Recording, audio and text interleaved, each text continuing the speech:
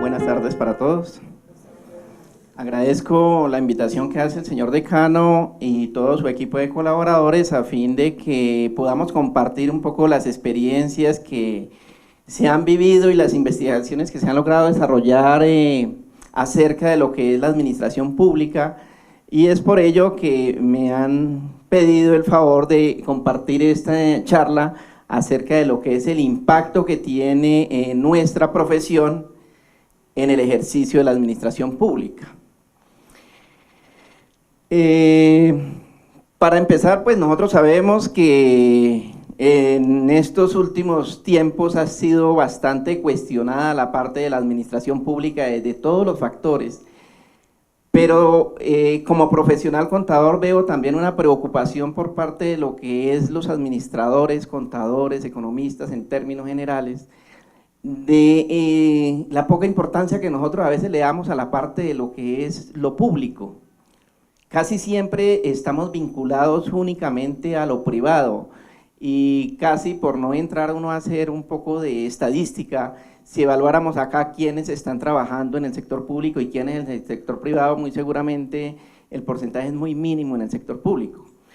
Entonces sí es bien importante de que aprovechemos un poco más estos espacios y conozcamos un poco más lo público a fin de poder participar mucho más activos desde nuestra profesión en todas aquellas actividades que ejerce la administración pública.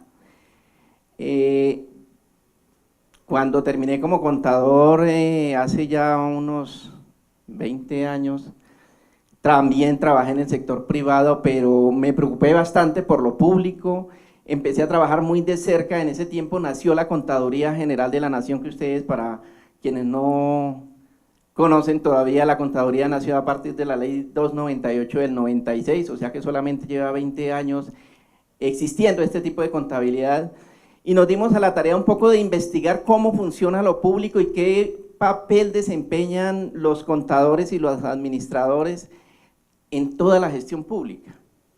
Y nos dimos cuenta que en los municipios se requiere bastante asesoría de la administración, en los hospitales, en los colegios, en los departamentos mismos.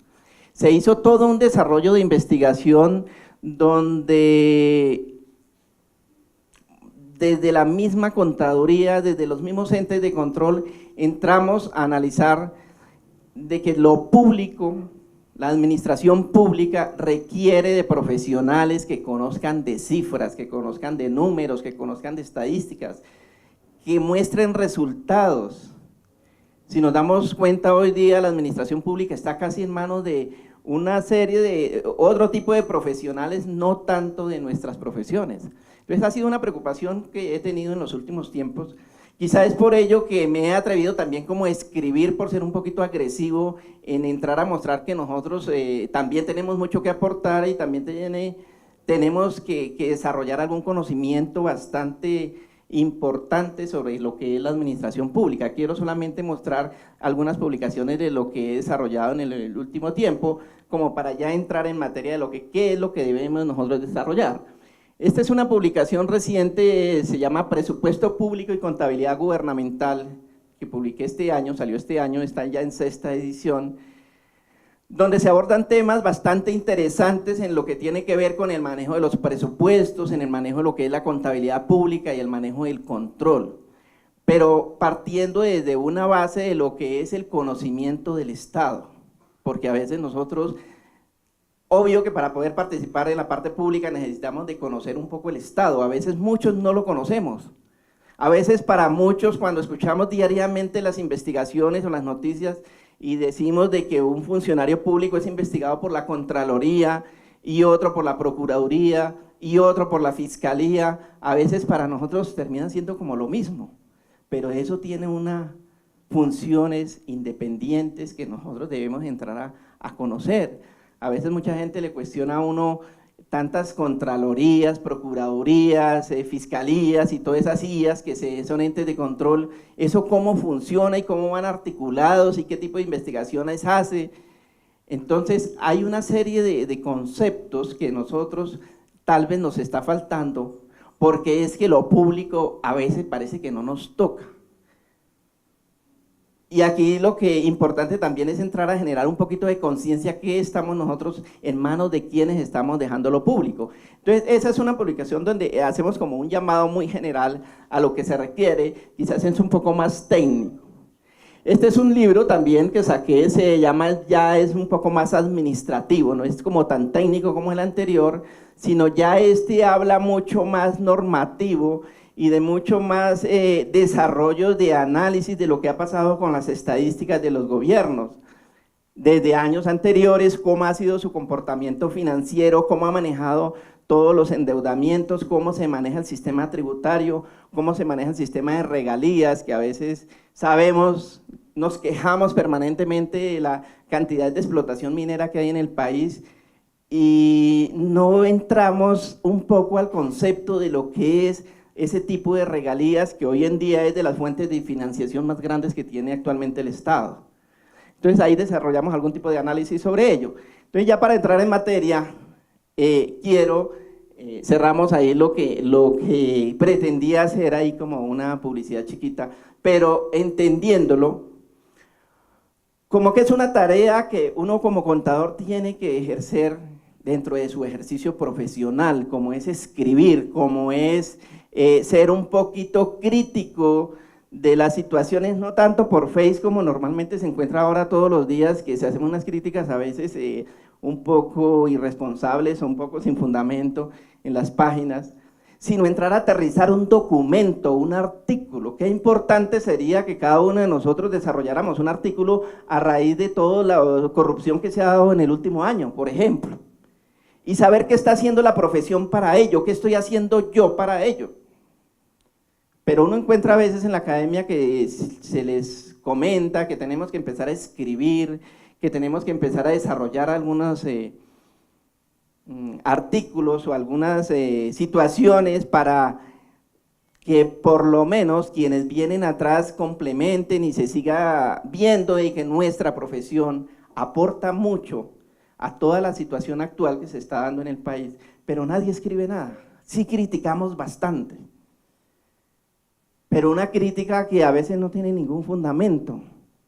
Entonces criticamos sobre otras críticas y compartimos páginas a veces en el Face, que eso yo soy uno de los que me incomoda bastante porque a veces no miramos ni la fuente, de dónde viene eso, y seguimos republicando y estamos generando una serie de inconformidad en el país donde a veces en muchas cosas de lo de internet es mentira. Porque a veces se tiene el concepto, por ejemplo, de que el sector público es corrupto, generalizado, pero nunca nos hemos puesto a pensar, ¿el sector privado también es corrupto o no lo es? Aquí de pronto me contradicen algunos, pero yo soy de los que digo, es casi más corrupto el sector privado que el sector público. En el sentido en que, pues, para que ustedes escuchan normalmente, para que haya corrupción en lo público es porque hay ofrecimiento del sector privado. Si no existiera un ofrecimiento, porque el sector privado se mueve a través de un mercadeo, a través de unas competencias, y para poder competir hacen ofertas o hacen prebendas. Yo lo viví bastante cuando fui subgerente administrativo en un hospital, entonces donde llegan 3 y 4 proveedores y hasta se atreven a preguntarle ¿qué ofreció el otro para yo mejorarle la oferta? Y así sucesivamente. Entonces eso se volvió ya como un descaro en el sentido en que ya ellos mismos por la misma competencia llevan a decir, bueno, yo le mejoro la oferta del proveedor anterior que acabó de irse, y llega el siguiente y dice, los dos que se fueron, ¿qué han ofrecido para yo mejorarle esa oferta? Y siguen así, pues obvio, terminan volviéndose toda una corrupción en el sector público, pero ofrecida por el sector privado. Entonces es una tarea que nosotros debemos entrar a revisar qué estamos haciendo como profesionales desde todos los campos, desde los campos administrativos, del campo contable, campos de mercadeo, desde todos los espacios. ¿Y hacia dónde voy yo? De lo que he aprendido en las universidades, porque a veces uno tiene un enfoque netamente privado. Yo lo he criticado en otras universidades también, en el sentido en que a uno lo enfocan solamente para lo privado. Y cuando uno viene desde un enfoque netamente privado, pues se acomoda a lo privado porque lo enmarcaron a lo privado, ¿sí? Entonces uno encuentra estudiantes de octavo, noveno semestre ya a punto de terminar una carrera donde les han dicho, por ejemplo, de manejo de costos, perfecto, se conocen todos los sistemas de costos, pero para el sector privado. conocen todos los sistemas de contabilidad, manejan perfecto los activos, los pasivos, balance, patrimonio, estados financieros, y uno les pregunta, venga, ¿y cómo usted podría contabilizar una autopista? ¿Y una autopista se contabiliza? ¿Usted cómo podría contabilizar unos recursos naturales? ¿Y eso qué es? ¿Cómo se contabiliza? Porque casi que la fundamentación que llevan hasta el momento ha sido netamente privada. Tristemente en nuestra profesión el enfoque siempre se ha orientado mucho más a lo privado, y es por eso que yo me estoy alineando a lo privado, y muy seguramente cuando usted está buscando algún trabajo, lo ve publicado en alguna parte y se dice que se necesita profesional para el sector público, y de una vez le hacemos el feo, porque es que yo lo público no lo conozco, no lo manejo, le tengo miedo y prefiero no presentarme. Entonces seguimos dejando espacios para aquellos, seguimos, esto es algo muy personal, seguimos compitiendo nosotros con lo poquito privado que hay, donde hay muchísimos profesionales, tanto administración, contadores y los que estamos acá hoy, peleándonos los cargos en el sector privado, pero el público necesita mucho de nosotros, el sector público necesita bastantes contadores, necesita bastantes administradores, necesita economistas, necesita que haya personas que manejen y direccionen bien las finanzas públicas. Entonces aquí también es un llamado un poco a que repensemos en dónde estamos parados hoy, si yo realmente pienso estudiar o prepararme solamente para trabajar en el sector privado y seguir dejando en manos el sector público de los mismos, como ha venido sucediendo, y pareciera que eso no nos tocara. Entonces, a pensar un poquito, tenemos que cambiar un poquito el chip y voltearnos a entender que existe una economía pública que maneja muchísimos recursos cada día más en manos de los mismos. Para nosotros no es que manejamos cifras, nosotros sabemos de que el director de la DIAN a comienzo de año entrega unas estadísticas de recaudos de impuestos, y este año dijo que había recaudado 124 billones de impuestos, que había sido de los años más exitosos en el recaudo, pero no pasa más. No pasa nosotros a generar como algún tipo de ¿qué hacemos? ¿Quién administra esos recursos? ¿Hacia dónde están yendo esos recursos? Pero sí nos quejamos siempre de unas reformas tributarias que vienen todos los años. Entonces es a repensar un poquito, no siempre debo estar como contribuyente, no siempre seré el sujeto pasivo desde el punto de vista de la administración pública. No solamente, también tengo que ser el sujeto activo, entendiendo cómo se manejan esos recursos, a dónde van a parar, qué tipo de inversión existe, se está pagando parte de la deuda o nos estamos endeudando más, y entrar a conocer un poco más el sistema financiero de lo público. Entonces es por eso que quiero iniciar ahora ya haciendo como un poco de cuestionamientos acá, justificando un poco la charla de hoy, entrar un poco a mostrar lo que es el Estado, porque a veces no tenemos que partir de conocer el Estado, porque si no lo conocemos, pues aquí podemos entrar a hablar de que yo sé cómo se hace un balance, de que yo sé cómo se administra, pero si no conozco el Estado, pues no voy a participar, porque fácilmente no sabemos ni a qué campo voy a llegar. Aquí hacemos una presentación de algo muy sencillo como conocer las tres ramas del poder público, y entrar a analizar un poquito qué está pasando con esas tres ramas del poder público también, porque sabemos que la rama legislativa es como nuestra junta directiva. Nosotros los que estamos hoy aquí somos una partecita de los socios o accionistas que hay en el Estado, porque los socios o accionistas somos los 47 millones mal contados que hay en el país. Esa es nuestra junta directiva, o nosotros somos los socios o accionistas, y nosotros delegamos en esas, tenemos que nombrar una junta directiva, que en este caso es el Congreso de la República. Pero hay que empezar un poco a pensar si nosotros sí los estamos nombrando, porque a veces tampoco existe ese compromiso. A veces nos damos cuenta que la abstención en Colombia es del 70%, creo que es de los países del mundo donde más abstención hay. Entonces eso significa, eso deja un mensaje donde nos dice que somos poco, es poco lo que nos importa el país. Cuando existe una abstención del 70%, o sea que están decidiendo sobre nosotros los que de pronto no están participando en aquellas elecciones, solamente el 30% elige a esa junta directiva, a ese congreso, y el restante 70% no nos importa nada. Eso estamos dando un papayazo bastante fuerte a los congresistas, donde ellos dicen, pues ayudamos, medio ayudamos a los del 30 que nos eligieron, el restante 70 pues no nos importa porque ellos tampoco nos están eligiendo. Entonces estamos abriendo una puerta muy grande y ahí están los resultados que estamos viendo hoy en día. Entonces tenemos que empezar casi que desde por ahí. Si yo quiero participar en la administración pública, debo empezar por lo menos a seleccionar mi junta directiva, mis congresistas.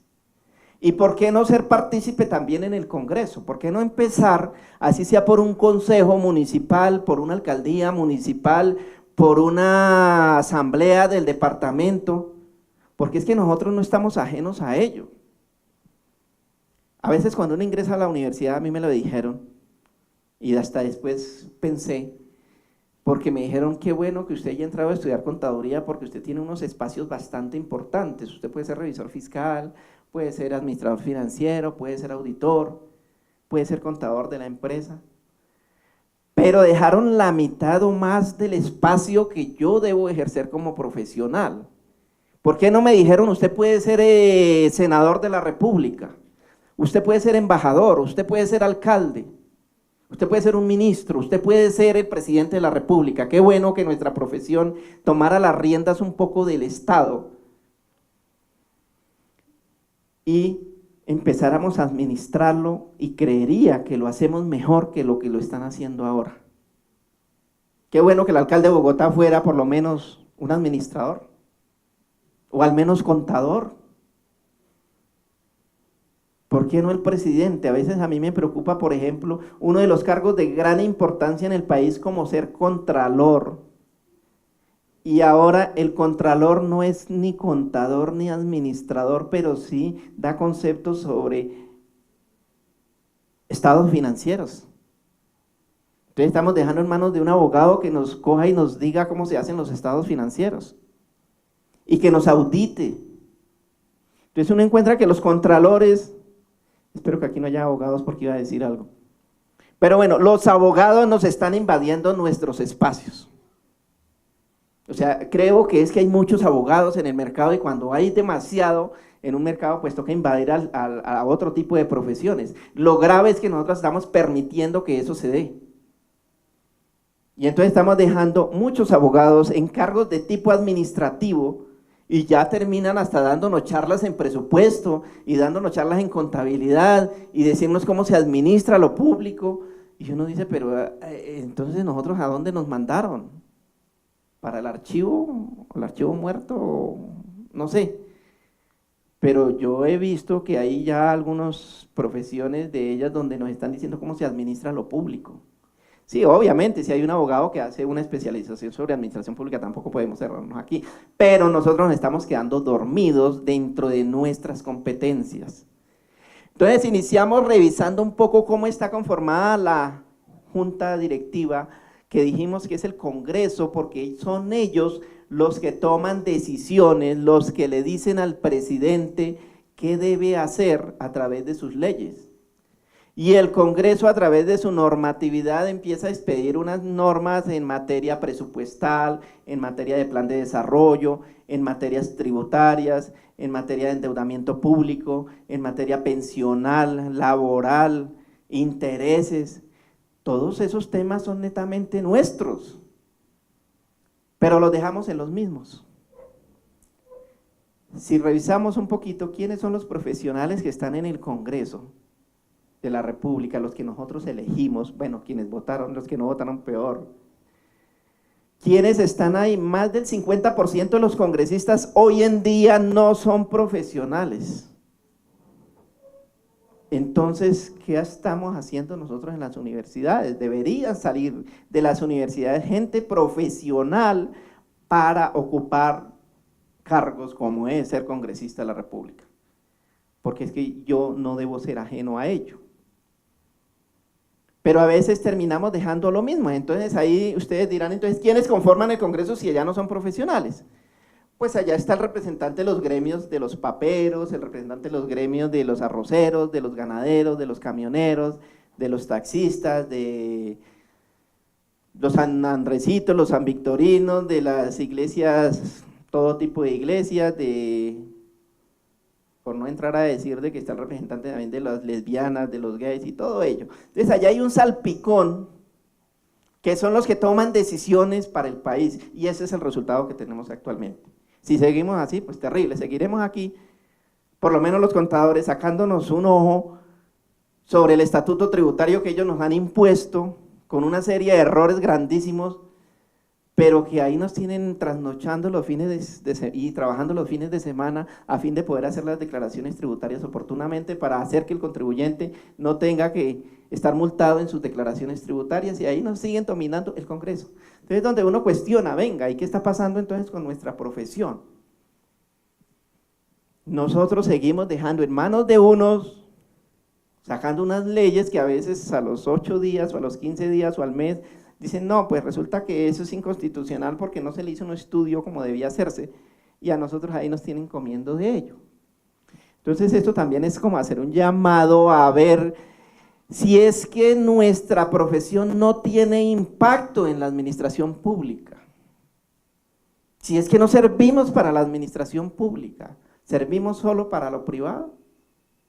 Entonces sí tenemos que hacer como un alto y decir, bueno, yo debo participar y debo meterme desde ya al ejercicio público, porque el privado, no por asustarlos, pero el privado cada vez está quedando más débil. Ustedes se dan cuenta, las empresas privadas cada vez están más debilitadas por todo el tema tributario, básicamente. Bueno, otra serie de garantías externas o internas también de políticas del gobierno, pero se han quebrado más empresas privadas que públicas, mientras que el Estado cada vez se fortalece más. No se necesita ir muy lejos si ustedes preguntan de pronto a sus abuelos o unos 50 años atrás, cómo las empresas privadas eran tan confortables, tan financieras, no tenían problemas de liquidez, no eran tacañas, por lo menos tenían casi en su gran mayoría su buen casino, ayuda para educación, otra serie de beneficios importantes donde hoy ya casi de esas empresas no existe ninguna. ¿Por qué? Porque han tenido que sacrificar esa serie de beneficios que tenían para los empleados a fin de poderlos destinar a pagar impuestos. Entonces es un análisis que uno tiene que mirar, bueno, ¿y hacia dónde vamos? ¿De dónde venimos y hacia dónde estamos yendo y hacia dónde vamos a llegar si no nos ponemos pilas en administrar lo público? Entonces es una reflexión a entrar y nosotros ahora como estudiantes yo pienso que una de las formas que debemos participar es escribiendo, haciendo algún artículo, haciendo algún tipo de crítica, hacer entender de que el estudiante se está cansando de la administración y que está escribiendo y está haciendo un llamado y que esto nos tiene que convocar a todos a fin de poder sacar el país adelante. Por lo menos que si nosotros ya sufrimos el karma o la dureza del Estado, a nuestras generaciones, nuestros hijos, no sufran lo mismo que nos ha tocado a nosotros. Porque esto tampoco se cambia de la noche a la mañana, esto requiere de que haya un compromiso desde ya, desde las universidades, desde los profesionales, pero que se vean aportes de alguna naturaleza y que nosotros participemos en la administración. Entonces sí es un llamado a que participemos en la parte de lo que es cómo conformamos una buena junta directiva, porque eso es lo que toma la rienda del país. Entonces de entender qué hace el Congreso allá, hacia dónde va el Congreso, qué tipo de normas sale y que no tengamos todo ese tipo de corrupción que tradicionalmente estamos viendo y que para nosotros ya nos vuelve como algo normal. Antes nos parecía un escándalo, ahora nos parece, pues sí, eso es normal. Entonces ya cuando uno convive con el mal, eso sí que es más peligroso, porque ya uno se acomoda. Y eso es lo que hace que el día de mañana ya no nos extrañe ningún tipo de noticias de estas que terminan siendo bastante duras. Entonces sí tenemos que empezar a mirar, si me sigo quedando en lo privado, en nuestras empresas privadas que están pasando por situaciones bien difíciles, a veces con sueldos un poco bajos, porque es que la empresa tampoco es que pueda pagar más porque tiene una serie de gastos importantes hacia el Estado y nosotros seguimos ahí. Entonces la idea de la conferencia hoy sí es un poco más de que nos paremos y redireccionemos por lo menos nuestros objetivos, nuestras metas, nuestros propósitos y creer de que por lo menos en 5 o en 10 años yo debo estar trabajando con el Estado, fortaleciendo el Estado, aportando mis conocimientos y siendo una persona más que hace que el país crezca. Pero para ello hay que participar y hay que conocer el Estado. Porque a veces uno pregunta, bueno, ¿cómo está estructurado el departamento? Y a veces muchos creen que en el departamento, pues, ¿quiénes lo dirigen? Entonces decimos, sí, la asamblea del departamento. ¿Y qué hacen las asambleas? Pues no sé qué hacen las asambleas. Entonces también hay que entender que existe una normatividad que manejan los departamentos, como son las ordenanzas, y a través de esas ordenanzas es que se administra los departamentos. Igualmente sucede con los consejos. En nuestros municipios muchos somos de provincia, yo soy de provincia igual que creería que la mayoría de ustedes, si no lo son, pues sus padres lo son, pero uno tiene alguna inclinación sobre sus municipios que a pesar de la crisis que están teniendo también los municipios, pues yo los aprecio mucho porque estuve asesorando casi que por lo menos unos 30, 40 municipios de Cundinamarca cuando inicié la contabilidad y empezaba a llevar contabilidad de los municipios y a trabajar muy de cerca con los alcaldes y hacer entender el ejercicio público. Pero hay que entender por lo menos qué hacen los consejos en los municipios, cómo están haciendo esos acuerdos. A veces no tienen personas, o las personas que se presentan en los consejos municipales son personas que desafortunadamente no tienen una preparación y requieren de asesores como ustedes.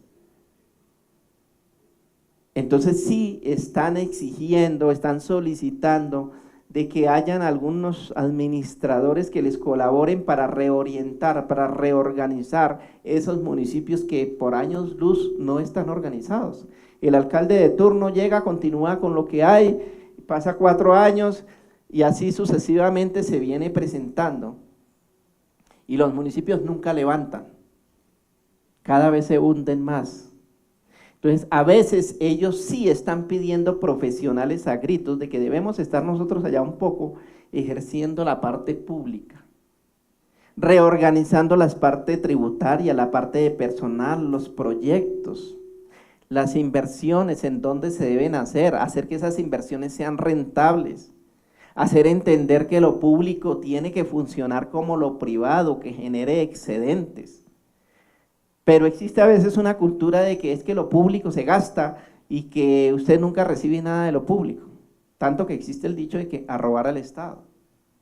Entonces, desde esos dichos a veces que terminan siendo simples, eso se convierte como en costumbre.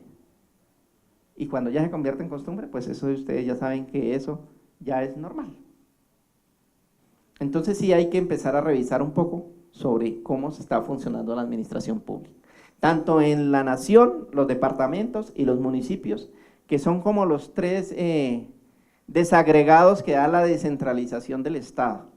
Por otra parte, por ejemplo, bueno, en la rama judicial no nos vamos a meter tanto porque tampoco es que la conozca, a fin de que no soy abogado, pero sí hay que entender de que la rama judicial es la que administra la justicia y sobre eso no nos vamos a meter tanto porque si nos ponemos a hablar aquí de justicia, pues con los escándalos de los últimos días aquí salimos casi llorando todos. Entonces, en el tema de justicia eso está terriblemente más delicado y no. Lo que nos compete es conocer un poco las finanzas y las políticas públicas y la administración pública que se está dando actualmente. Mientras que la rama legislativa sí es grupo de personas, tanto a nivel de los departamentos, de la nación y de los municipios, que tiene su función de hacer cumplir la normatividad y ejecutar esos recursos. ¿Cuáles recursos? Pues una serie de recursos tributarios que se tienen. Aquí al final hacemos una división en que el presidente y sus ministros tienen una serie de funciones netamente de ejecución de recursos públicos. Igualmente los gobernadores y sus secretarías de departamento, igualmente los municipios y sus secretarios. En el caso de Bogotá también, el alcalde y sus secretarios tienen una obligación de sacar por lo menos esta ciudad adelante, hacerla crecer, hacer proyectos de inversión. Entender también que el Consejo de Bogotá es como la junta directiva de los bogotanos, que el Consejo mediante los acuerdos es el que autoriza al alcalde para que pueda desarrollar sus proyectos y hacer inversión con los impuestos que pagamos todos los días.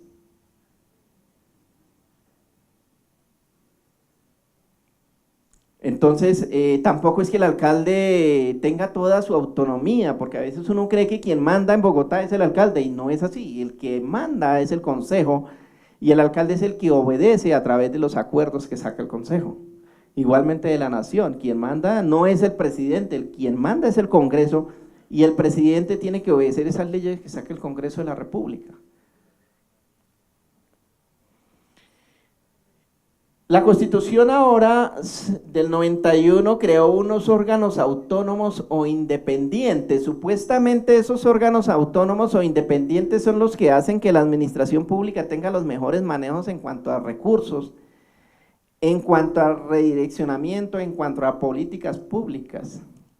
Y por eso existe por un lado las contralorías. Entonces hay una Contraloría Nacional, una Contraloría Departamental y una Contralorías Municipales.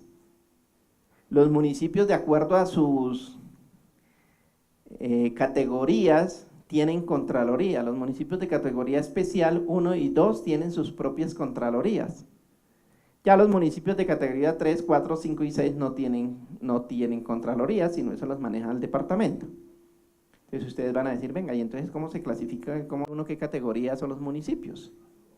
Entonces los municipios tienen una categoría de acuerdo a los números de habitantes y de acuerdo a los recursos propios que ellos perciban. Entonces ustedes se dan cuenta de que hay municipios que suben de categoría y otros bajan de categoría porque se disparan los habitantes. En el caso, por ejemplo, Soacha, en los últimos 3 años han llegado más de 500.000 personas. Soacha subió de categoría, subió 2 categorías, creo que se encuentra en primera categoría ahora, que era de tercera categoría hace 5 años. Con el desplazamiento de mucha gente hacia Soacha, ya está en primera categoría. ¿Eso para qué sirve? Eso sirve para aquellos recursos que se destinan como transferencias de la nación hacia los municipios. ¿Sí?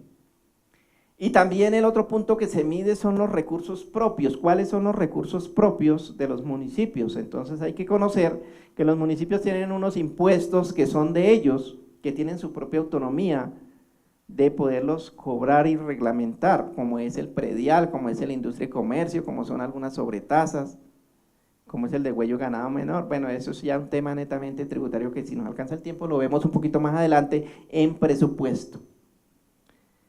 Devuélvame un poquitico la anterior que nos falta un pedacito. En la otra parte de los entes de control hablamos, listo, de las contralorías, o sea que la función de las contralorías es vigilar que tanto los municipios como los departamentos como la nación administre bien y efectivamente los recursos, los direccione hacia inversiones netamente necesarias y se le dé el mejor manejo. Entonces, hacia allá tenemos también que nosotros conocer un poquito lo que es la contratación pública. Y entonces ese ya es un tema mayúsculo, es un tema grandísimo. Entender un poco la contratación pública es un tema bastante exigente, tanto que la Universidad del Externado tiene una especialización que se llama contratación pública. Y usted se gasta toda una especialización para entender lo que es, cómo contratar con el Estado. Y eso es lo que evalúan las contralorías. Cómo se elaboran los contratos, con quién se debe contratar, qué inhabilidades hay, con quién no podemos, qué requisitos requiere la contratación, cuáles son los montos, pólizas, una serie de factores para poder entender bien la contratación pública. Otro ente de control que también vigila la parte pública es el Ministerio Público. ¿El Ministerio Público qué función cumple? O sea, existen solamente dos entes de control del Estado, que nosotros podríamos participar muy bien en los dos, que estamos dejando las contralorías en manos de otras profesiones. Si algún día ustedes se desplazan a una de las contralorías del país, llámese Contraloría General de la República o la departamental o la distrital, usted casi que no encuentra ni administradores, ni contadores, ni economistas, en su gran mayoría volvemos a lo mismo, abogados y algunos recomendados de estos políticos. Entonces, si nosotros queremos participar, mucha gente, yo hablo con algunos estudiantes, ¿y por qué no trabajan en la parte pública? Dicen, no, eso toca con palanca. Y a veces sí es cierto. A veces es cierto, entonces busquemos la palanca, participemos en política y busquemos la palanca y metámonos a lo público, porque si no seguimos andando por donde seguimos andando actualmente. Entonces hay que empezar a salir, a buscar cómo me vinculo a lo público y cómo poder participar y cómo ejercer control. Qué bonito es el control público, cuando usted puede salir a analizar lo que están haciendo las administraciones con los recursos del Estado, con nuestra plata, con nuestros impuestos. Ese es un ejercicio bien bonito, entrar a entender en qué se están gastando los recursos y usted poder ser auditor de proyectos, poder usted elaborar estudio de costos, poder usted hacer estudios financieros, aplicar indicadores, poder sacar algún tipo de análisis, poder recomendar. Y por qué no al final usted poder sacar una investigación bien importante sobre esos proyectos. Esos proyectos son investigaciones completas desde el montaje hasta la entrega del proyecto. Y ahí hay mucho que investigarse sobre ello. Pero a veces uno habla con muchos estudiantes de que desarrollemos una investigación y dice, pero ¿sobre qué si ya todo está dicho? No, hay mucho por hacer todavía, muchísimo, gracias a Dios, hay harto que hacer. Peor que ya estuviera todo hecho y no hubiera nada que hacer, pues entonces cerremos y vámonos porque no hay nada que hacer. Entonces ahí en los temas de control hay mucho. Ahora sí metiéndome con el Ministerio Público. El Ministerio Público está conformado por lo que son las procuradurías, la personería, la Defensoría del Pueblo, y esos órganos de control tienen en su responsabilidad, en sus funciones, es velar por el comportamiento y disciplina de los funcionarios públicos. O sea, nada que ver con recursos. Entonces, a mí me pueden investigar como funcionario público por una mala decisión que haya tomado que esté afectando a la comunidad. Por ejemplo, los alcaldes normalmente los investigan porque ellos son muy atropellados o atropellan mucho por el poder que ellos tienen a muchas comunidades. Inclusive dentro de las estadísticas que saca el Ministerio Público de las entidades que han sido más investigadas, la mayor investigada es la Policía Nacional. Porque uno encuentra que la policía normalmente hace atropellos y abusa de autoridad. Entonces, eso es lo que investiga el Ministerio Público. Igualmente el Ejército. Qué curioso que la tercera empresa del Estado, bueno, la primera dijimos la policía, la segunda el Ejército, que es más investigada, y la tercera es el Ministerio de Educación, dentro de lo que muestra. O sea que todavía existen algunos docentes que atropellan o abusan de autoridad acerca de los estudiantes. Y todo eso se envía una queja al Ministerio Público, llámese personería en los municipios, llámese Contraloría, para que investiguen a ese funcionario público que está abusando de autoridad. Si se llega a lograr dentro del proceso de investigación la responsabilidad, pues ahí es donde se levanta una posible inhabilidad. Entonces, por eso es que usted escucha de que existen funcionarios que fueron investigados por la Procuraduría. Y cuando son investigados por la Procuraduría, no es que haya hecho mal manejo de recursos. Y eso le da normalmente una suspensión del cargo, una destitución, una inhabilidad por un X tiempo, 5, 10 o 15 años, o inclusive hasta la muerte política por por un mal comportamiento. La muerte política se entiende como aquellas personas que no pueden volver a ocupar ni contratar con el Estado. Mientras que las contralorías sí es en cuanto a manejo de los recursos públicos. Y ahí sí se habla, es una investigación de tipo disciplinario, perdón, de tipo administrativo. Y eso trae una sanción económica. Entonces, cuando un funcionario es investigado por la Contraloría, ya es porque hubo irregularidad en el manejo de los recursos públicos. Pudo haber sido errores en contratación, pudo haber sido direccionamientos, pudo haber sido que hubo algún tipo de beneficio o algún tipo de sobrecosto, un mal manejo. Y entonces ahí es donde aparecen los diferentes tipos de peculado, que hay peculado por omisión, peculado por desviación o peculado por apropiación de recursos públicos, y eso también da destitución del cargo, y adicional a eso debe responder pagando con unos salarios mínimos. Algunos funcionarios coronan las dos, o sea, lo destituyen del cargo y adicional tienen que pagar unas sanciones económicas. Sin embargo, estos dos entes de control, que son los únicos entes de control del Estado, informan esto a la Fiscalía, o sea, se eleva a la rama judicial para que, si la Fiscalía lo considera pertinente, también continúe con la investigación. Y si la Fiscalía lo encuentra así, pues entonces es por ello que se hace una investigación de tipo penal. Entonces ya hemos hablado de tres tipos de sanciones: sanción disciplinaria, sanción administrativa y sanción penal. La administrativa, que es de la Contraloría, la disciplinaria, que es de la Procuraduría, y la penal, que es de la Fiscalía. Y hay algunos que coronan las tres, ¿sí? Entonces, si uno le abre un proceso administrativo, pues se asusta un poco, de pronto trasnocha. Si le abren la sanción disciplinaria, pues ya se tiene que preocupar mucho más. Pero si es la penal, sí, no hay nada que hacer. Irse del país es lo que están haciendo, es lo que no se debe hacer. Entonces, son los tres tipos de sanciones que hay, y eso se da también por irregularidades en la administración pública. A eso concluimos. Entonces, por eso es también el llamado a que nosotros tenemos que apropiarnos un poco más, porque hay gente que desconoce lo público, pero que está administrando en lo público. Mucha gente cae ahí en una investigación a veces con conocimiento y otras sin conocimiento. Porque ustedes saben que el hecho de que yo no conozca la norma no significa que no sea culpable. Entonces, igual, no estamos aquí culpando de que todos los investigados han sido en forma intencional que lo han hecho, no, hay gente que también cae en forma inocente por no conocer lo público y abren esos procesos de investigación.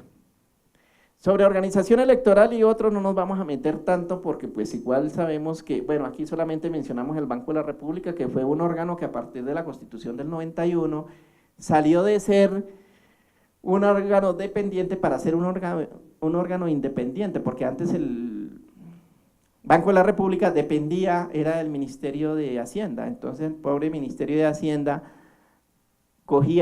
el Ministerio de Hacienda cogía al pobre Banco de la República como la cajita menor, y cada vez que se sentía sin plática, Banco de la República imprima unos billeticos que se nos acabó acá, y no tenía autonomía. En este momento ya la Constitución le da una autonomía para que el Banco de la República no se deje como manipular tanto del Ejecutivo. A pesar de eso, pues ustedes escucharon en no más de un mes el ministro de Hacienda le estaba solicitando al Banco de la República que bajara las tasas de interés, y por lo menos el presidente se sostuvo y no permitió que eso se hiciera. Entonces ya hay algo de autonomía, ya se frena un poco en cuanto a lo que es la administración pública. Eso en términos generales es toda la estructura del Estado, para que entendamos que todo eso es a donde nosotros debemos empezar a meternos, y cada uno de estos, como está ese cuadro, aplica también para los municipios y aplica también para los departamentos con cada una de sus responsabilidades. Entonces es por ello que tenemos que seguir revisando otro tipo de tema. Aquí quisiera seguir avanzando en una parte, pero ya es netamente constitucional. De pronto creo que nos interesa un poco más el tema presupuestal, porque pues entrar a mirar una serie de derechos fundamentales, derechos sociales, económicos, eso pues es casi que una tarea innata nuestra, que debemos conocerla. Entonces quiero más bien entrar a abordar un tema más de tipo presupuestal, que creo que nos compete un poco más para los administradores y contadores que se encuentran hoy acá en la charla. O sea, esa parte inicial que acabamos de terminar es más o menos como porque revisemos cómo es que funciona la administración pública. Esto ya es un poco más técnico y poder evaluar un poco, revisar un poco los presupuestos, que nosotros sabemos que en todas las entidades públicas funcionan bajo presupuestos. En el sector privado las cosas funcionan sin presupuesto.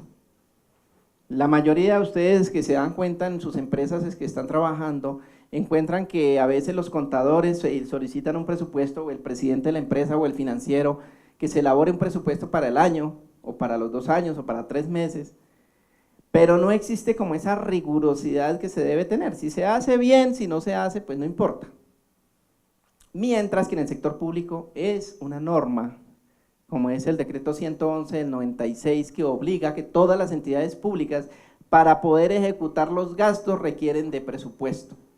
Si no se tiene incorporado un presupuesto, no se puede ejecutar gasto. Es más, la contabilidad depende del presupuesto. Significa que si no existe presupuesto, pues no se puede llevar contabilidad.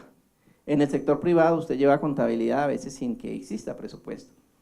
Entonces, por eso es bien importante el tema presupuestal en el Estado. Por eso que definimos el presupuesto como una herramienta de carácter financiero, económico y social que permite a la autoridad estatal planear, programar y proyectar los ingresos y gastos públicos. Claro, es una herramienta de carácter financiero porque como todos los presupuestos son herramientas financieras donde uno evalúa cómo me podría ir o qué espero yo que me vaya en 1 año o en 2 años. En el caso del Estado es a 1 año. Por eso es una herramienta de carácter financiero. De carácter económico, sabemos que quien toma las riendas de la economía del país es el Estado.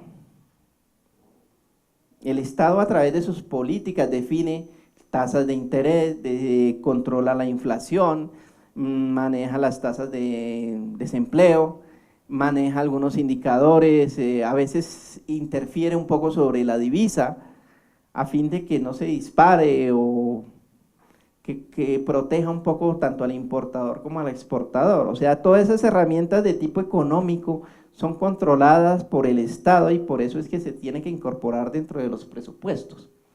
Y obviamente desde el punto de vista social, porque es que ese es el objeto social del Estado. Todas las empresas tienen un objeto social y por eso el Estado tiene un objeto que es mirar la inversión social. Se tiene que incorporar todos los tipos de inversión en el presupuesto. Entonces se entiende como inversión, por ejemplo, la educación, la salud, la vivienda, la infraestructura, la seguridad, y todos son una serie de factores bien importantes que uno como profesional cuando empieza a trabajar con el Estado encuentra que ese tema social es bien interesante. O sea, adicional a que usted está ejerciendo su profesión, usted se está dando cuenta que usted está desarrollando una actividad social. Entonces eso enriquece muchísimo, o eso le satisface a uno más su trabajo. Yo también trabajé en el sector privado y también trasnochaba y también me estresaba muchísimo porque yo entiendo que el sector privado es mucho más estresante que el sector público y termina uno como cansándose. Entonces algún día salté a lo público a ver cómo era ese tema y me amañé en la parte pública porque uno entiende que puede aportar mucho más, es mucho más íntegro, es mucho más, no ejerce usted una sola actividad como a veces sí la ejerce en el sector privado. Si a usted le dedicaron a que maneje cartera, pues ahí a veces se muere ejerciendo cartera. O manejando inventarios, a veces lleva 20 años manejando inventarios. O manejando nómina, también lleva otros 20 y se dedicó solo a eso. En lo público es mucho más dinámico, usted maneja diferentes proyectos, diferente inversión, hace visitas, ve resultados, hace análisis y es uno un poco más activo, por consiguiente al ser más activo pues es menos estresante, trabaja a veces más relajado. Entonces sí, es uno de los otros factores bien importantes. Es el principal instrumento utilizado por todos los gobiernos para desarrollar planes y programas. O sea que aquí ya nos tenemos que meter un poquito a lo que es los diferentes planes de desarrollo, porque esa es una herramienta de planeación del Estado, los planes de desarrollo. Que siempre decimos que se parte de unas necesidades, de unos bienes, de servicios, y que eso requiere de unos recursos que se van desarrollando a través del tiempo. Dentro de la parte de lo que es el presupuesto público, establecemos como una serie de factores o de características que difieren al presupuesto privado. Entonces aquí volvemos a lo mismo, lo que les dije al comienzo de la charla. Muchos han visto presupuestos, y no solo aquí, trabajo en otras universidades y uno encuentra que casi la regla aplica para todos. Uno encuentra por ahí en mitad de carrera donde dice, ¿ya vieron presupuestos? Sí, ya vimos presupuestos. ¿Qué norma reglamenta el presupuesto? No, pues es que vimos fue presupuesto privado. Ah, ¿la materia se llama presupuesto privado? No, presupuestos. O sea que le quedaron debiendo presupuesto público. O sea, hay una gran diferencia entre el presupuesto público y el presupuesto privado, pero en muchas carreras ve uno es presupuesto privado. Entonces cogen y desmenuzan presupuesto de ventas, presupuesto de producción, presupuesto de gastos generales y presupuesto de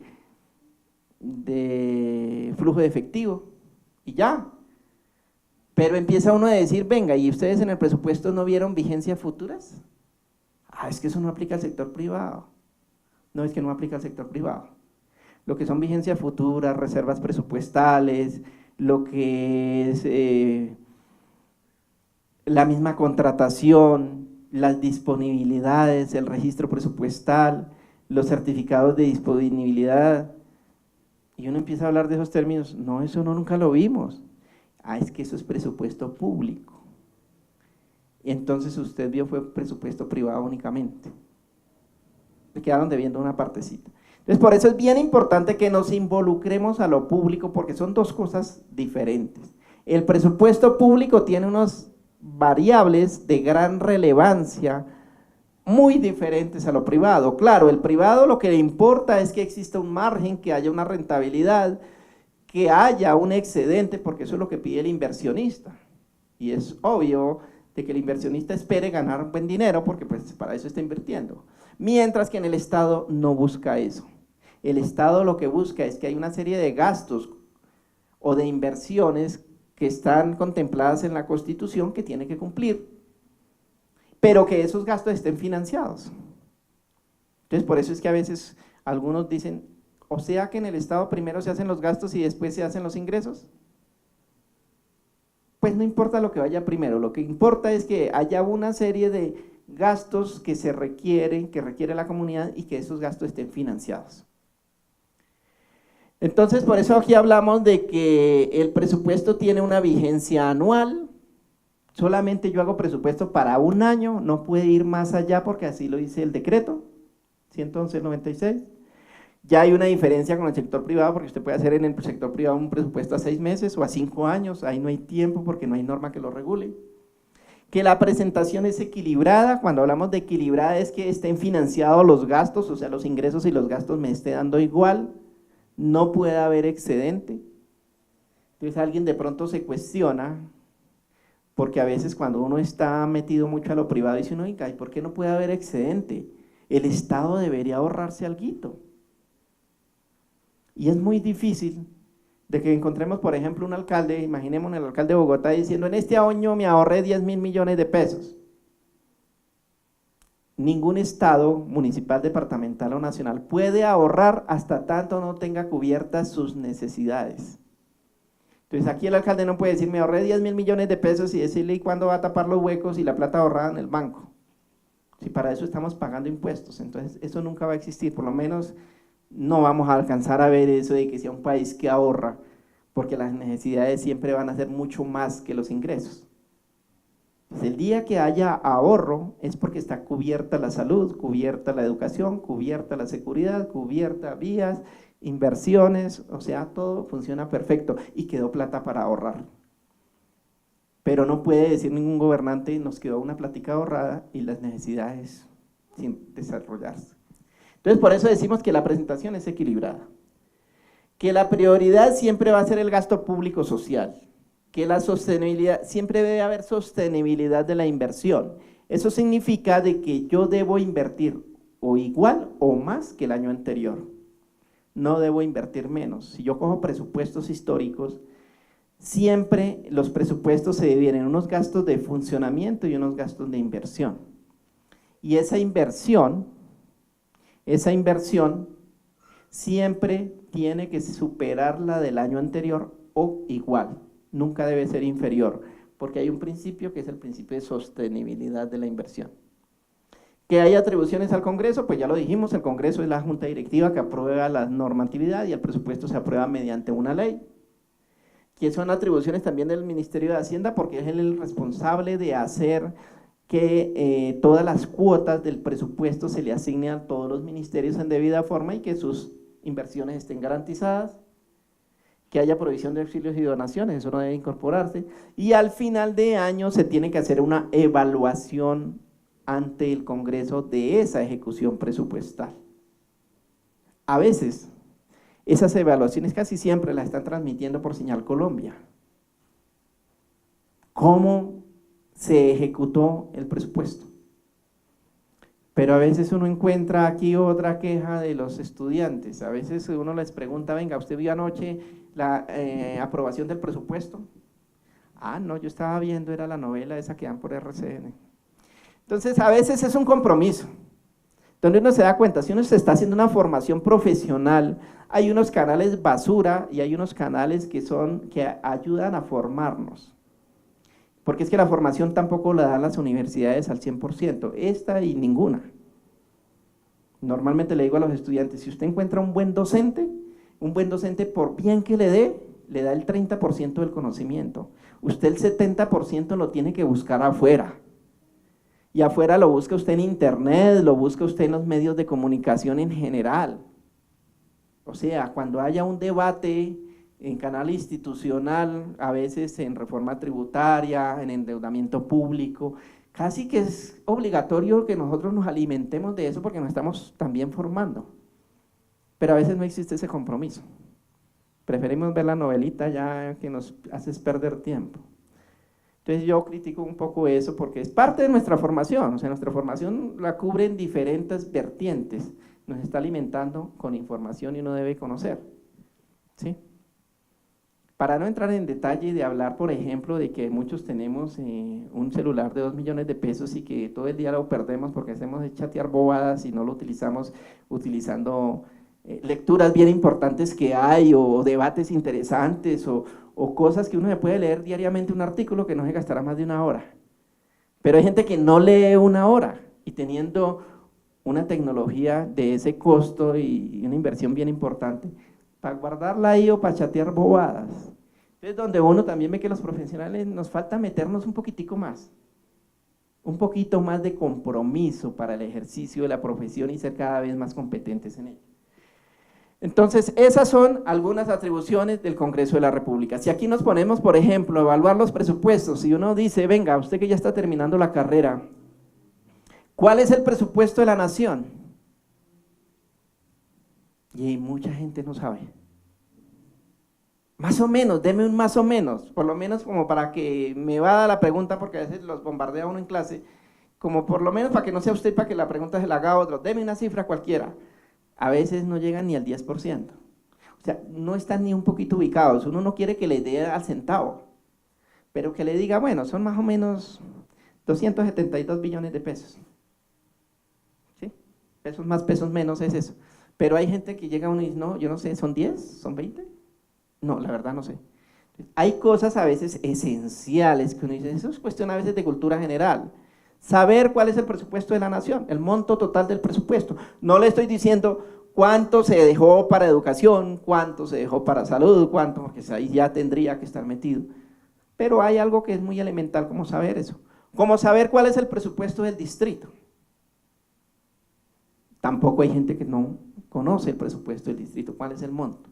A veces cosas tan sencillas como no saber cuántas localidades hay en Bogotá, como saber cuántos municipios tiene el país, como saber cuántas empresas hay, empresas públicas. Entonces cuando ya más adelante nos metamos en contabilidad cómo se maneja la contabilidad pública, uno le dice, venga, ¿usted ya vieron consolidación de estados financieros? Sí, ya vimos consolidación. ¿Cuál es el grupo económico más grande del país?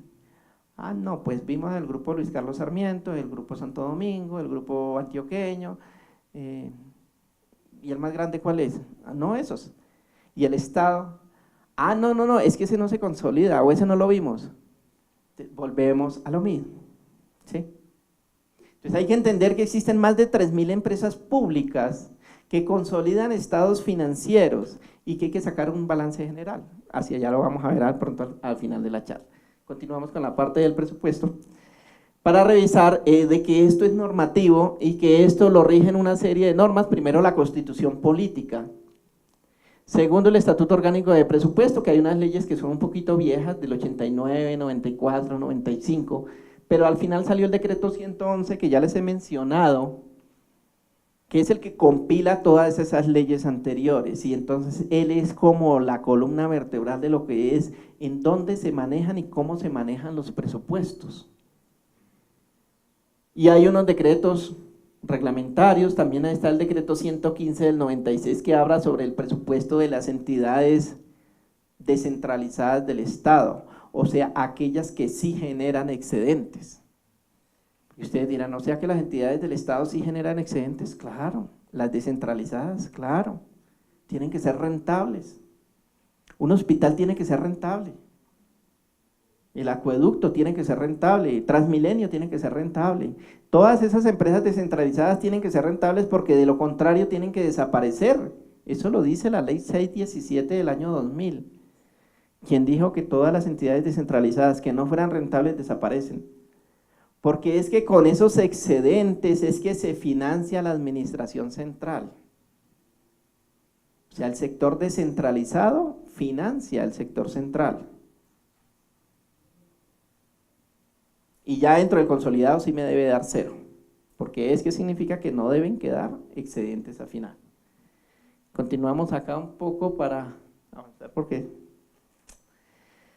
entonces esos son los famosos dos niveles que uno habla dentro del presupuesto. Que hay un nivel que es aquel nivel que no genera excedentes y hay un nivel que sí genera excedentes. Ese nivel que genera excedentes le tiene que trasladar todos esos excedentes al sector central para que haga la redistribución. El presupuesto en términos generales entonces está dividido en dos grandes partes, decíamos, el sector central, que son los establecimientos públicos, tanto del orden nacional, departamental y municipal, y el nivel nacional, que es toda la administración central. Todo ese gran grupo de empresas me generan el presupuesto nacional. Hablamos de unos principios que se deben tener en cuenta para el ejercicio del presupuesto. Los voy a decir rápidamente porque creo que el tiempo está avanzando mucho. Entonces, uno de los principios es la planificación. Significa que cuando yo haga un presupuesto, pues como todos los presupuestos deben ser planeados, no deben ser improvisados. Deben tener unos estudios juiciosos a fin de poder garantizar por lo menos un acercamiento a la realidad a final de año. Por eso se hacen evaluaciones a final de año para estar seguros de que ese presupuesto se planeó en debida forma. También hablamos de la anualidad, que ya lo hemos dicho, que es un principio que busca que el presupuesto se hace solo para un año. Principio de universalidad incorpora que en el presupuesto debe meter todas esas series de gastos e ingresos que usted requiere para poder cumplir la administración pública. Solamente usted puede cobrar los impuestos, eso lo digo aquí para los tesoreros, que de pronto pueden haber muchos que pueden aspirar a ser tesoreros de una entidad pública. El tesorero solamente tiene que limitarse a cobrar los ingresos que estén en el presupuesto, no más. Y aquí repito un poco, es que antes, antes los tesoreros en los municipios podía ser cualquier persona porque no existía una normatividad que obligara. Ahora, con la modernización del Estado a partir del año 2004, todos los tesoreros de los municipios tienen que ser o contadores o administradores o economistas o ingenieros industriales únicamente, nadie más. En otros años era el hijo del que financió la campaña, del que le financió la campaña al alcalde. Entonces el señor le decía, venga, ayúdeme con la hija para que sea la tesorera del municipio, porque esa china no quiso estudiar, póngala al menos de tesorera. Y allá, y funcionaba así la cosa. A veces ni sabía firmar un cheque, pero era la tesorera del municipio, pero no la podíamos sacar porque el papá era el que había financiado la campaña. Ya se ha ido organizando un poco la administración pública, falta mucho. Necesitamos que ayudemos ahí, porque por lo menos ahora se profesionalizó, se está profesionalizando.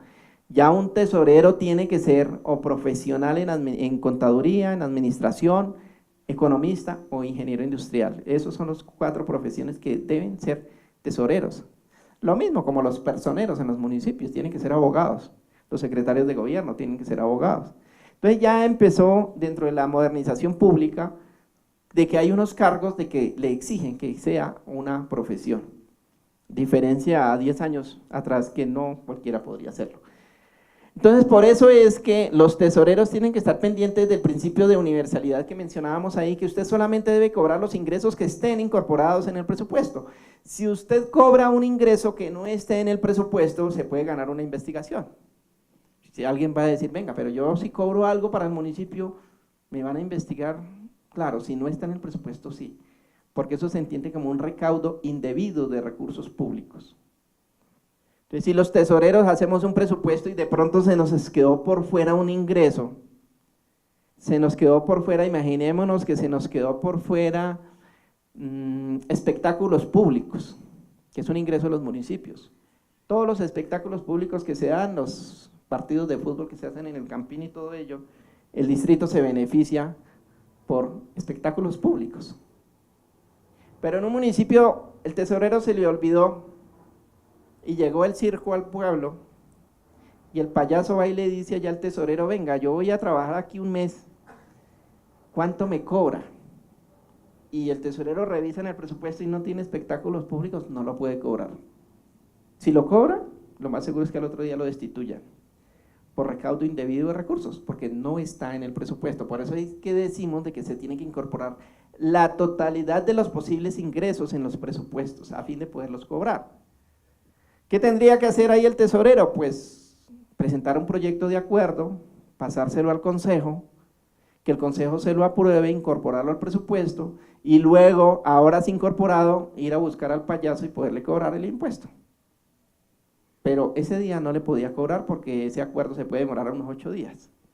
Entonces le tocaría decirle, payaso, váyase que yo le cobro a final de mes, porque aquí la costumbre es esa. Hay como por sacarlo, no le puede decir que es que no quedó por fuera, no, esas negligencias no se dicen en público. Entonces eso es lo que dice dentro del principio de universalidad. Unidad de caja significa que todos aquellos ingresos que usted perciba tienen es inclusive amarrado con el principio de especialización, tienen una finalidad. No como en el sector privado. En el sector privado usted tiene a veces una sola cuenta bancaria y funciona perfecto. Usted esa cuenta bancaria ahí recibe las ventas de contado, recibe cartera, recibe venta de ingresos por venta de chatarra, todo, manéjelo en esa misma cuentica. Y usted va a pagar y usted paga proveedores, paga nómina, paga servicios públicos, hace mantenimiento de la empresa, compra equipos por esa misma cuentica. En el sector público no se puede. Hay un principio que es el de unidad de caja, y significa que si usted recauda predial, va a una cuenta de predial. Recauda industria y comercio, va a una cuenta de industria y comercio. Recauda espectáculos públicos, va a otra cuenta. Cada ingreso tiene una cuenta independiente. Igualmente, esa erogación, esa inversión, cada gasto está amarrado. Por eso es que mucha gente dice, el presupuesto quedó muy amarrado.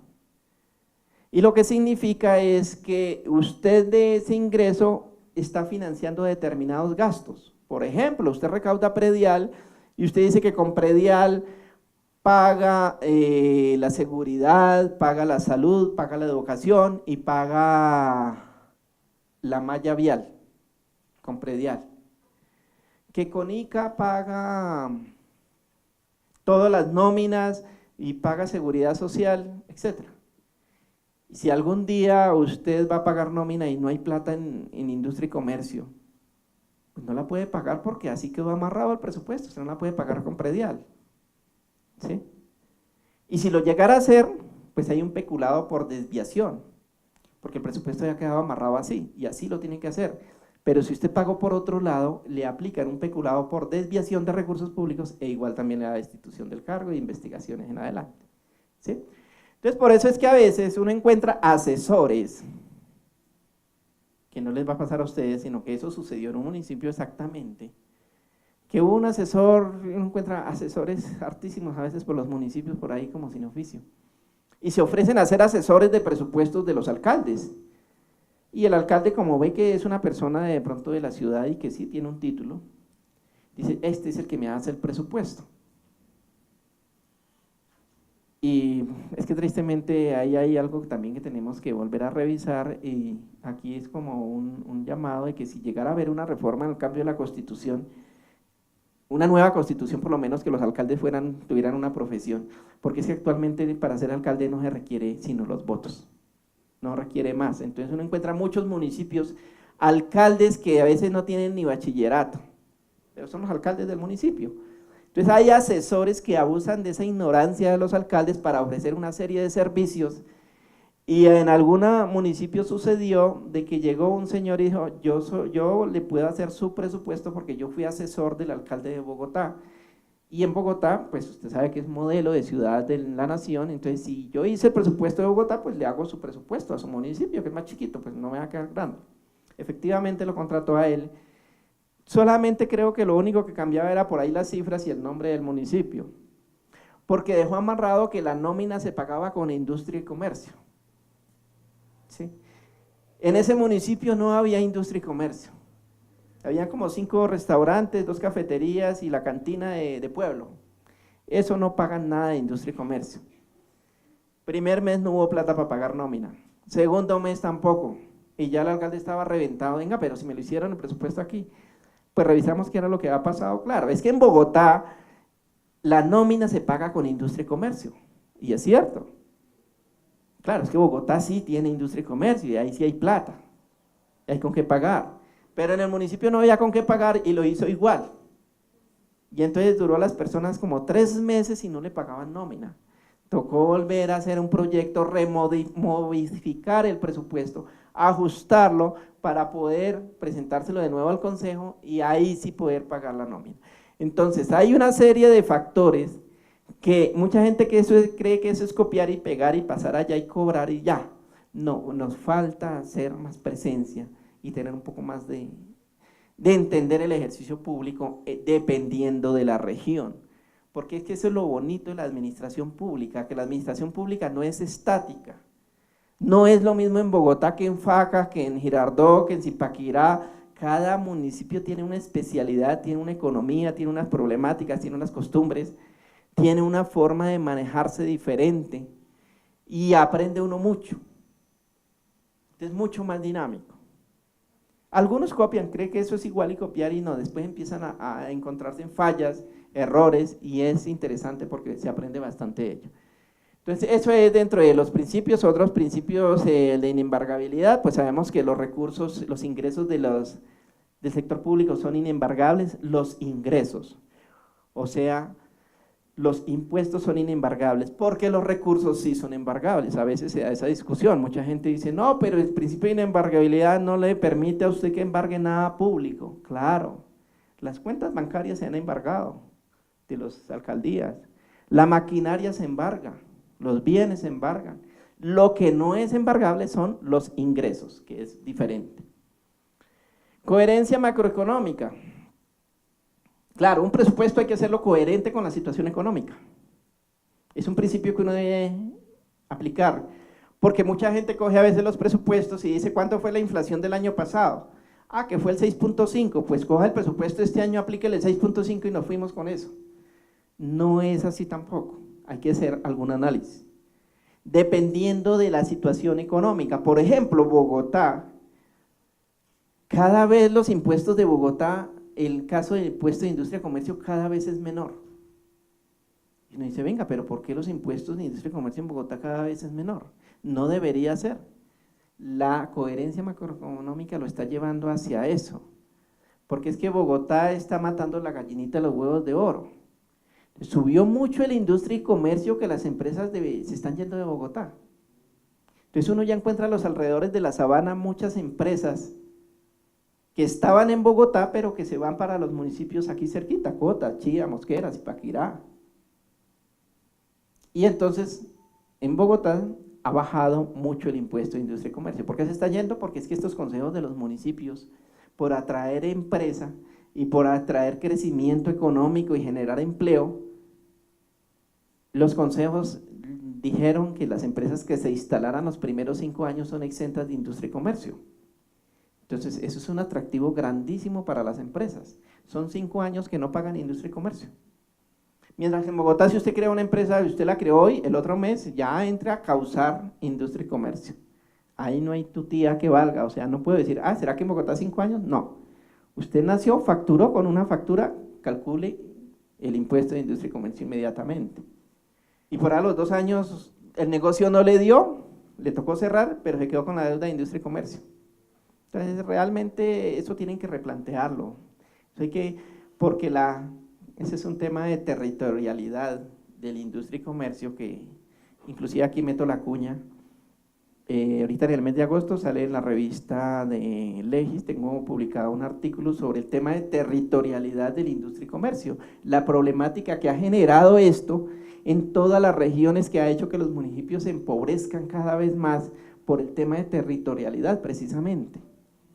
Porque es que el pez grande, Bogotá, se está comiendo en la industria y comercio de aquellos municipios que no lo tienen tan reglamentado. Entonces, cuando usted factura industria y comercio en Bogotá y ese municipio no lo tiene reglamentado, el contribuyente no pagó allá, entonces Bogotá dice, como usted no lo pagó allá, entonces me lo paga a mí. Y así está, ¿sí?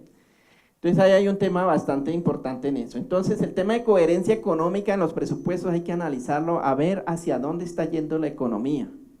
Es por eso que estos municipios de la sabana se han enriquecido muchísimo, porque la industria se ha desplazado hacia esos municipios. Por ejemplo, el municipio donde está Bavaria, Tocancipá es el municipio más rico del país. Solo por el hecho de que se trasladó a Bavaria y otras empresas.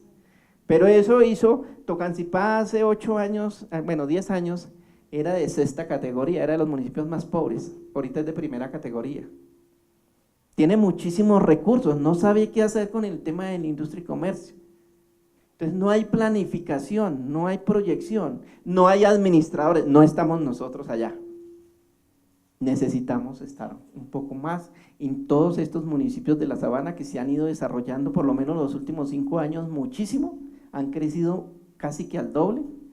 Jota es un municipio pequeñito de la sabana, es de los más pequeños de la sabana, creo que no tiene más de 6.000 habitantes, pero el presupuesto de ese tiene más presupuesto que Soacha. Entonces tiene muchísimo dinero por habitante, que eso es el ingreso per cápita que tiene, creo que es el que tiene ingreso per cápita más alto del país, porque tiene muy poquitos habitantes, pero bastantes ingresos. Entonces son municipios que están creciendo económicamente muy duro y hay otros que están empobreciendo mucho.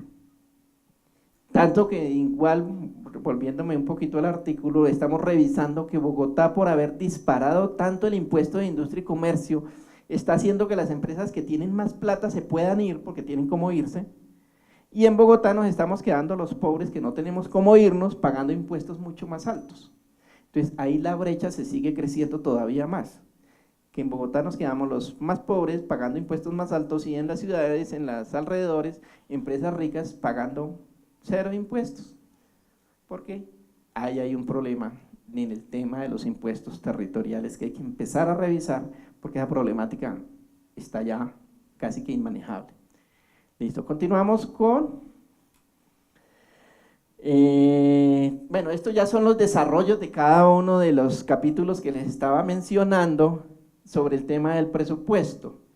Ya viendo un poco eso, quiero que abordemos un poco el tema contable como para cerrar. Un tema bien importante que es toda esta parte financiera, toda esta parte presupuestal y toda esta parte de las problemáticas que se han dado sobre el manejo de los recursos, tanto a nivel de los presupuestos, cómo se ve manejado, cómo se ve plasmado en una contabilidad. porque era que eso no existía. A partir del año 96 nace la contabilidad pública, o sea, nosotros somos nuevecitos todavía en contabilidad. Gracias al artículo 354 de la Constitución Nacional del 91, nació ese artículo donde dice que debe haber un contador general de la nación, que es funcionario de la rama ejecutiva, quien debe llevar la contabilidad, consolidar la contabilidad de todas las entidades públicas. Y eso es mayúsculo frente a nuestros administradores, contadores, economistas, porque esta es una herramienta de carácter financiero que nos lleva a todos a analizar, a generar estadísticas, a hacer proyecciones, a revisar hacia dónde va el país, a saber qué tenemos, a saber qué nos deben, porque era antes del 96. Ustedes dirán, venga, pero si eso es del 91, ¿por qué hasta el 96? Sí, hubo que esperar 4 años, porque es que los artículos de la Constitución a veces no se desarrollan, sino mediante una ley. Entonces tuvo que salir la ley 298 del 96, porque en esos 4 años hubo debates para que el Congreso lo aprobara y no lo aprobara. El congresista es el menos interesado en que le lleve las cuentas. Entonces, ¿quién va a querer que le lleven control de sus propias cuentas? Ellos se presentaron varios proyectos de ley y los devolvieron. Casi que en esa época yo estaba haciendo la carrera de contaduría y ese era nuestro caballito de batalla en que investigue sobre esto, qué ha dicho el Congreso, qué ha pasado. Entonces estuvimos como metidos un poco a fin de que esa ley lograra salir. Ya cuando sale la ley 298 del 96, pues había que llevar contabilidad en los municipios, en los colegios, en los hospitales, en todas las entidades del Estado, que son 3.750 entidades que son las que la Contaduría General de la Nación tiene en su inventario. Esas 3.750 entidades tienen que reportar información contable, o sea, deben tener un contador que maneje la contabilidad y sepa cuáles son los activos que se tienen, y sepa qué pasivos se tienen y cómo se desarrolla esa contabilidad. Entonces, por ello, se entró a crear una serie de estructuras donde, bueno, aquí mencioné lo que dice la Constitución en su artículo 354, articulado con el artículo 268.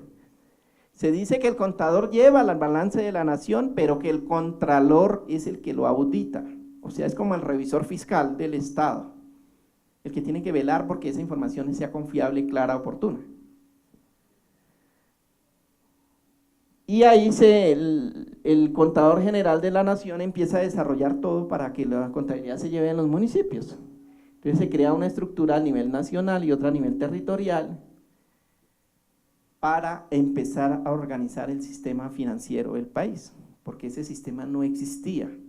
Antes del año 96 solamente se reportaba el presupuesto, se reportaban ingresos y gastos. ¿A quién? A la Contraloría, no más. Entonces, por eso, lo único que había que enviar era ingresos, cuánto recaudó, gastos, cuánto gastó, ya, se enviaba el presupuesto. La Contraloría auditaba solo presupuesto. Pero no se sabía el Estado qué activos tiene o qué pasivos tiene. En este momento ya se sabe cuáles son los activos del Estado y cuáles son los pasivos del Estado y cómo anda su patrimonio. Aquí entre nos les cuento que el patrimonio es negativo. ¿Cómo así que el patrimonio es negativo? Pues claro, lo que sucede es que el Estado actualmente en el balance que presentaron el año pasado, los 2 últimos años, que ha presentado el Contador General de la Nación, resulta que los pasivos son más que los activos. O sea, estamos quebrados. ¿Sí? Esa es la situación real del país, pero antes no se sabía. Estamos debiendo más que los activos que se tienen. Bueno, dirán ustedes, pero ¿por qué los 2 últimos años? Pues el contador justifica un poco que es debido a la disparada del dólar, porque el dólar se subió de 1.800 casi al doble, a 3.000. Y eso hizo que la deuda externa se duplicara también. Y la deuda externa duplicada, pues nada que hacer. Esa es la deuda. Y eso, los activos no alcanzaron para eso. Entonces es donde estamos como en crisis financiera, por decirlo. Con más razón hay que llevar mejor las cuentas, hay que controlar más los recursos y saber hacia dónde vamos. Y por eso vuelvo al cuento de que ahí tenemos nosotros que estar un poco más pendientes, porque igual, si aquí hacemos otra vez unos cuestionamientos de que cuáles son los activos más importantes del Estado, de pronto ni sabemos, de pronto decimos que cuál es la deuda más grande del Estado, tampoco sabemos, de pronto entramos hasta preguntar que cómo se llama el contador general de la nación y por lo menos los contadores deberían saberlo. Los administradores y otras profesiones, digamos que no es de exclusividad que lo sepan, pero un contador que no sepa cuál es el cargo más importante de nuestra profesión, pues creo que también eso es cultura general. Son cosas que uno debe saber. Listo, continuando con la contabilidad, entonces a partir del año 96 se inicia el ejercicio de cómo se lleva la contabilidad tanto en los entes nacionales como en los entes territoriales. Y hay que empezar a cambiar nuestro chip de conocer las formas de inversión, que a veces siempre nos han dicho que las empresas invierten en CDTs, en bonos, en acciones, y casi que no más. Pero cuando hablamos de Estado, nuestra forma de inversión es otro tipo de formas de inversión que lo maneja la Contaduría General de la Nación. Toda esta información que se busca aquí, desde el año 96 se inició un tema de cultura contable, porque era que eso no existía, no existe todavía. Usted encuentra ahora en los municipios de que para muchas personas todavía no se conoce ni qué es factura. Sí, alguien dice, es que todavía lo tratan a uno hasta de convencer. Todavía uno va por ahí a San Andresito o a San Victorino a comprar algo y le entregan, uno dice, ¿me da factura? Ahí está la factura, ahí dice factura. Y uno le dice, sí, dice factura, pero eso no es factura, eso es un recibo. En los municipios pasa igual o peor. Les cuento aquí una tragedia, bueno, una tragedia si se llamara, pero sí creo que es una tragedia porque es que la contabilidad hizo que no se evadiera tanto impuestos a pesar de todo. En un municipio encontraba, cuando yo inicié a llevar la contabilidad a partir del año 96 en adelante, habían algunos proveedores muy inteligentes que entregaban un recibo o una cuenta de cobro y abajo le decían masiva, y así cobraban. En el municipio no había capacitación, no había conocimiento, no había profesionales y le estaban pagando tal cual la cuenta de cobro con IVA al proveedor. Ya llega uno como contador y empieza a frenar los soportes contables y hacerle entender desde el tesorero en adelante, que es el que recibía las facturas, venga, ¿y usted por qué pagó este recibo o esta cuenta de cobro con IVA? Si eso no tiene ni NID, ni RUT, ni nada, eso es una persona cualquiera. Digo, siempre se ha hecho aquí así, ese señor siempre ha cobrado, y el día que usted diga que no sé, porque yo le dije la factura no me la paga, hasta que el señor no se acerque. Y el señor eso armó escándalo, dijo, llevo 10 años cobrando y ahora llegó usted y me va a decir que eso no es así, siempre me han pagado así, todo el tiempo robándose unos impuestos. Entonces cuando hay desconocimiento, pues claro, la gente hace fiesta. Entonces por eso vuelvo al cuento, en muchos sectores todavía falta mucha asesoría y todavía se siguen perdiendo recursos importantes, a pesar de que exista una contabilidad, sí. La contabilidad es una normativa importante, pero hay que llevarla a la práctica y hay que hacerle seguimiento a ello. Porque todavía uno encuentra municipios que sí, están llevando una contabilidad pues más o menos, no es que sea al 100%, un 80, 90% aceptable, pero todavía se escapan situaciones por costumbres viejas que están haciendo los proveedores, cobrando con factura, cobrando sin factura, duplicando facturas, no hay control, no hay sistemas. Algunos municipios sufren de esos sistemas de información, no cuentan con recursos para tener un software, entonces eso se escapa, manual es muy difícil. Entonces todavía falta mucho en la administración pública. Si usted escuchó de que, por ejemplo, Bogotá, el año pasado en una auditoría encontraron que una factura había sido paga hasta 3 veces. Si eso se da en Bogotá, que se supone que Bogotá tiene equipos, tiene redes, tiene tecnología, tiene profesionales, y eso lo encontró la auditoría, ¿qué podemos esperar de los municipios? Pues allá puede estar sucediendo igual o peor las cosas. Entonces es donde viene el llamado de que listo, nosotros aquí estamos estudiando muy rico en una universidad, de pronto los mejores docentes, de pronto nos mantienen actualizados, Pero si no ejercemos en debida forma, no aplicamos ese conocimiento, pues rico, tenemos un título y sí es de una muy buena universidad, crecí, pero lo estoy llevando, estoy buscando que cada vez el país sea mejor. Entonces es como para pensar un poco en dónde estoy parado, qué voy a hacer, si voy a seguir por las mismas o voy a seguir, o quiero mejorar por lo menos para pensar que el día de mañana tengamos un mejor país. Creo que dejamos hasta ahí. Entonces, muchas gracias por la atención y cualquier inquietud que requieran, si que requieren un libro, con todo gusto, ahí tengo unos. Muchas gracias.